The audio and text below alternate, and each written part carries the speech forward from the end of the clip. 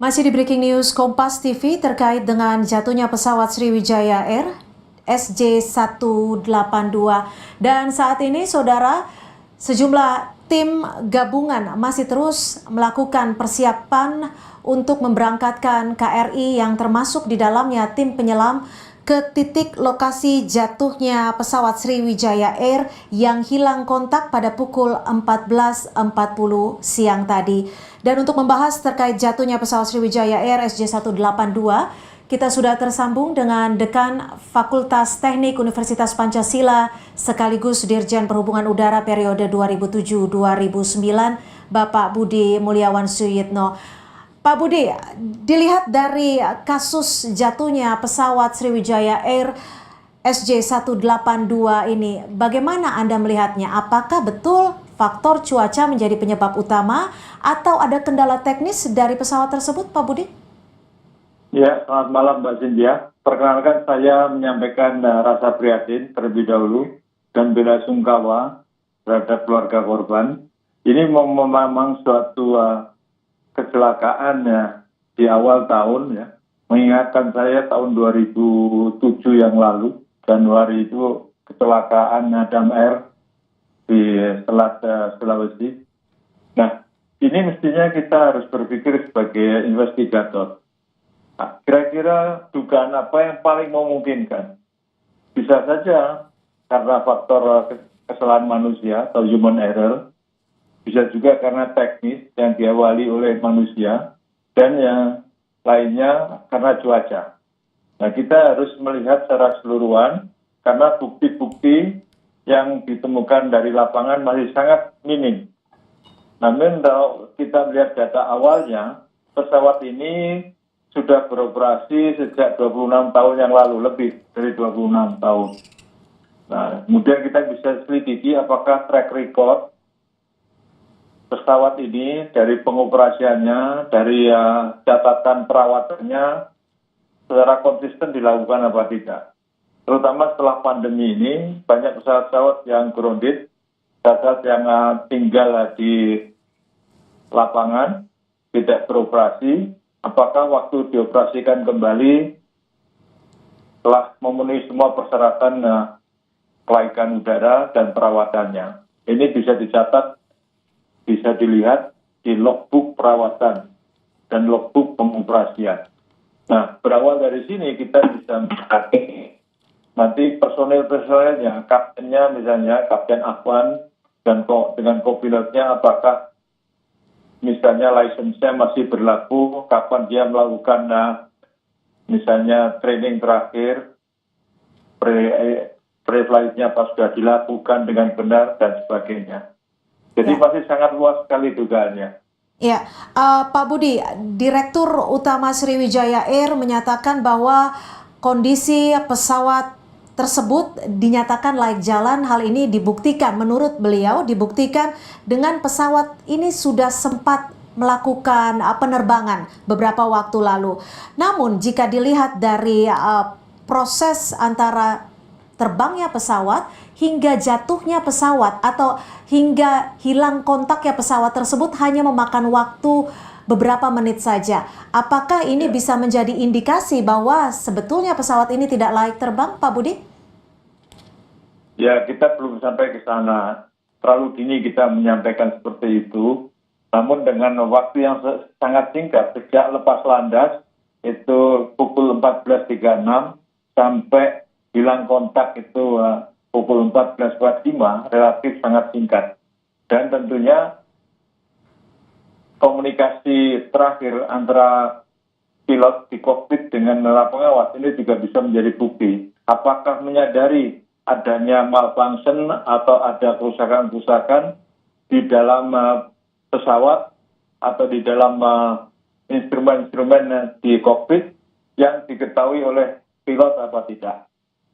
Yeah. Kalau memang tidak ada komunikasi, berarti pilot pun tidak sadar apa yang terjadi sebenarnya. Ini bisa dilihat nanti catatan-catatan yang tadi saya sampaikan sebelum. Ya, pesawat Sriwijaya Air yang jatuh dinyatakan dibuat pada tahun 1994, lebih dari 20 tahun. Namun pihak KNKT juga menyatakan bahwa pesawat berapapun umurnya, jika dirawat dengan baik, melakukan pengecekan dengan sempurna, maka pesawat tersebut bisa dikatakan akan layak jalan. Lantas Pak Budi, seperti apa sih sebenarnya prosedur pengecekan kelaikan pesawat terkait dengan keselamatan penumpang dan awak pesawat, Pak Budi? Ya, ini mulai dari pesawatnya ya, Mbak. Ya. Pesawat itu sebelum terbang harus sudah dicek. Pilot 1 jam sebelumnya harus sudah di kokpit pesawat melakukan pre-flight check, yaitu physical. Dari luar dia akan mengelilingi pesawat, kemudian dia dari dalam dia cek, kemudian catatan-catatan terakhir sebelum hari ini, misalnya sebelum terbang hari ini, dia lihat adakah catatan perawatan pesawat, adakah catatan pilot sebelumnya, dia akan cek semua. Kemudian nanti dispatcher apakah percaya bahwa pesawat ini dalam kondisi layak atau tidak, maka dispatcher, yaitu petugas dari airline, itu harus menjadi orang yang paling paham betul apakah pesawat itu layak apa tidak. Karena dia punya lisensi. Kalau ternyata pernyataannya keliru, itu lisensinya juga bisa dipertanyakan dan bisa dicabut atau disuspend. Jadi kalau kita sudah melihat kondisi fisik pada saat mau berangkat dan dispatcher sudah menyetujui, secara aturan itu layak udara. Tapi banyak sekali dalam praktek hidden defect, ya, kerusakan-kerusakan tersembunyi yang tidak bisa diketahui walaupun selama dalam perawatan. Karena semakin tua usia pesawat, itu akan semakin banyak kerusakan-kerusakan atau malfunction yang tersembunyi. Ini masalahnya. Maka semakin tua pesawatnya, maka metode perawatan pun juga semakin ketat dan semakin rutin pengawasannya. Dan ini tentunya akan kembali pada bagaimana best practice yang dilakukan oleh airline dan pengawasan dari regulator. Ya, ya. Pak Budi, di masa pandemi ini beberapa waktu lalu penerbangan sempat tidak diperbolehkan, bahkan penerbangan juga rutenya berkurang.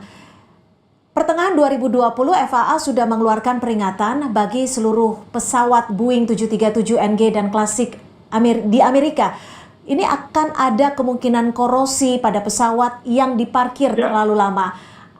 Jika lebih dari 7 hari menurut mereka, apakah ini masuk akal ataupun bisa terjadi pada pesawat Sriwijaya SJ182, Pak Budi?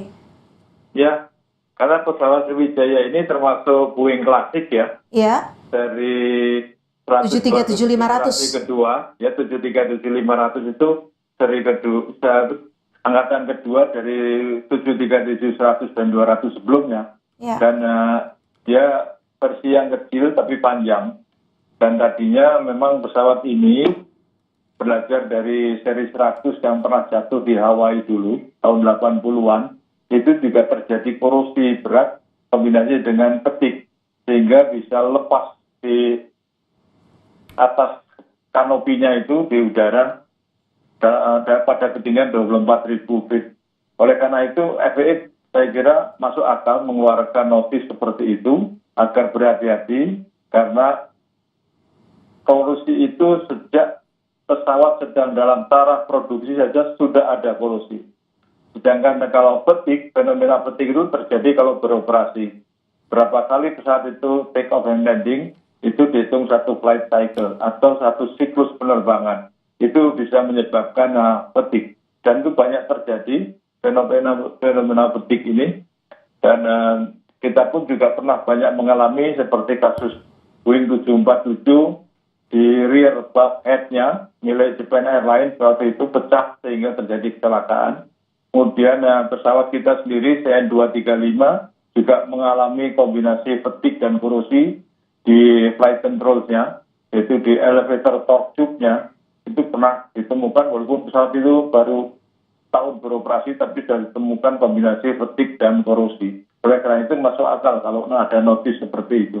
Ya, sepengetahuan Anda, apakah peringatan dari FAA ini sudah diikuti oleh maskapai di Indonesia ataupun Kementerian Perhubungan untuk memperingatkan sejumlah maskapai di Indonesia?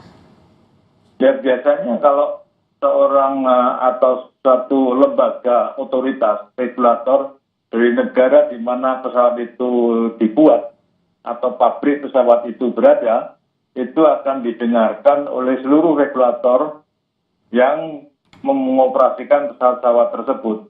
Jadi dalam ini Boeing itu di bawah kewenangan regulator CAA atau FAA, maka FAA akan memberikan notis kepada semua regulator maupun operator, dan itu akan bisa menjadi airworthiness directive, yaitu petunjuk kelaikan udara yang harus dilakukan. Ya, artinya wajib dilakukan, Ya, mengingat tidak hanya Sriwijaya yang kemungkinan besar penerbangannya sedikit saat masa pandemi ini. Ya. Pak Budi, menurut kacamata Anda, apa yang sekiranya harus diwaspadai oleh maskapai penerbangan lainnya, mengingat cuaca saat ini juga masih dikatakan kondisinya cukup tidak baik, dan saat ini juga pencarian masih terus dilakukan. Apa yang seharusnya diwaspadai? Ya, yang pertama adalah rutin maintenance schedule ya. Kemudian penggantian komponen, routable komponen terutama, yaitu komponen-komponen yang harus segera diganti, itu daftarnya ada semua. Dan kemudian juga perilaku pilot waktu mengoperasikan dan mencatat kejadian-kejadian selama penerbangan, logbook yang tersedia. Semua ini adalah bagian dari dokumen yang harus tercatat dan diawasi.